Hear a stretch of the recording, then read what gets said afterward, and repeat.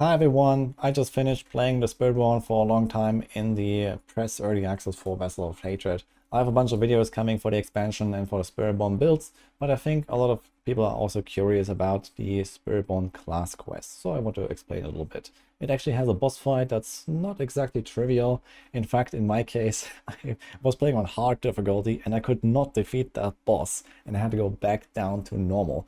So it was kind of rough, maybe a bit overtuned, but I also didn't have any renown, so I was generally kind of weak. I was level 15, I had no legendaries, so I guess it's not going to be as bad on the actual live server, and maybe there's some extra tuning. Either way, this is a kind of typical class quest that starts at level 15. This is where you get your spirit hall, and then you can select those different like spirit boons basically for the primary and then the secondary spirit later at level 30. So it's a bit like the rogue where you unlock the quest and then later you get the second one, or the Sorks as well. They have level 15 quest, get one slot, and then level 30 you get the second slot for free.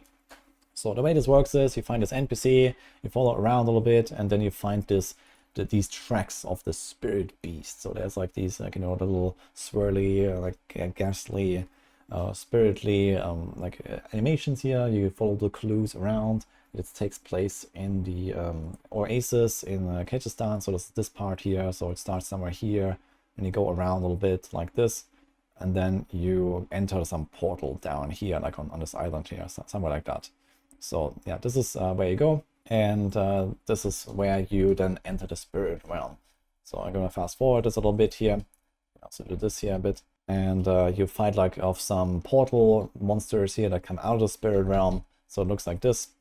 Fill up this bar. There's a bit of dialogue, and they basically just explain a little bit like this connection that your character has to the spirit realm and why that is happening, and you know, something that is going on there basically. Now the spirit realm looks really cool. So you have like all these like little spirit animals walking around that are actually friendly, ghosts, and then you have to try to hunt down that beast that has been causing chaos basically.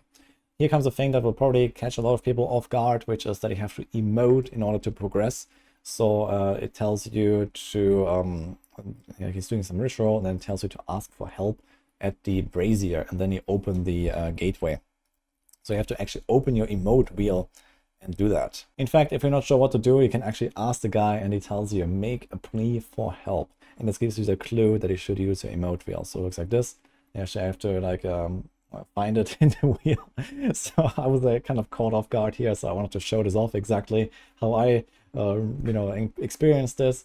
So you stand there, and then it starts the event, and you can actually enter through the barrier. Then you hunt down this beast. This is basically like this Gosglen stronghold with exactly the same beast. You follow it around, and then it disappears again and runs away, and this is the one that you have to fight at the end and defeat it in order to finish a class quest. And then comes the second emote that you have to do. So there's another barrier, another brazier, and some ritual, and then you have to say thanks with the emote wheel. So first help, then thanks, and this is how you can progress. Keep that in mind when you do the quest, and don't just stand there waiting for something to happen. And lastly, we have the boss fight. So here you fight the beast again. This is like the spirit beast. He is kind of tough. So as I mentioned, on hard he smacks you for quite a lot of damage. He has a lot of life, and then he also has these different phases where he unleashes extra attacks. So there are these 4 totems. There's one for each of the spirit guardians. What a surprise. And you have to click them and then defeat certain monsters that spawn. This gives you like an extra ability that you can use to dispel this barrier, and you kind of pick it up.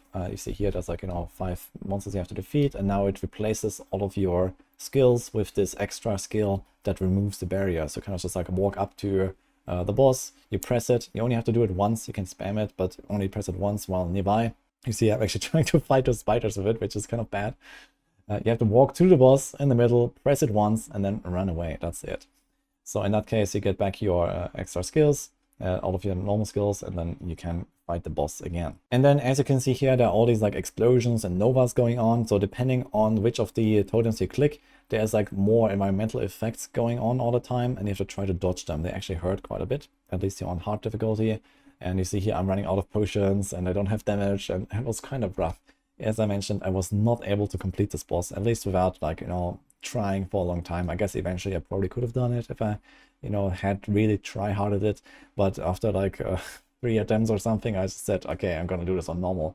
But if you do this and you have to go back to normal difficulty, then you will also have to do the entire Spirit Realm again. So kind of keep that in mind when you go there. If you already don't feel very powerful, I would recommend you just straight up go on normal. It's going to be much easier, and you don't have to do the whole thing twice, because this whole Spirit Realm thing actually takes quite a while. Either way, you press on the other totems, and then there's other environmental stuff going on. So in the case of the eagle, for example, you have like these tornadoes, you have to dodge in between those gaps, and F, I guess.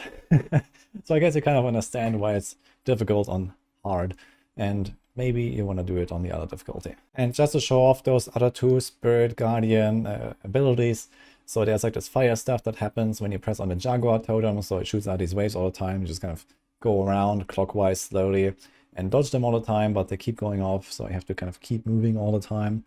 And then lastly, we have the Gorilla, so the Forest Guardian totem, and there's like, this is kind of the hardest one, these rock waves that keep floating around the room, and they have kind of difficult to predict patterns sometimes, and they knock you back, and they do a lot of damage as well.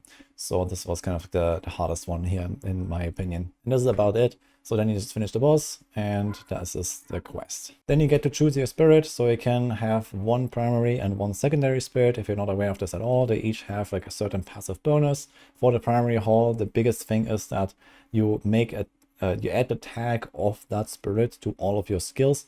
So this means that all these passives, let's say your Jaguar skills do this, your Gorilla skills do that, this then applies to everything, which is kind of useful to also unlock several synergies later with, you know, aspects, passes, paragons, and so on. You also get these extra bonuses that they bring with, for example, Gorilla gives you barrier and thorns, Jaguar gives you this extra damage proc, and so on. And finally, at level 30, you'll get the second passive slot. This just unlocks, similar to Zorks. You just get it for free at the end.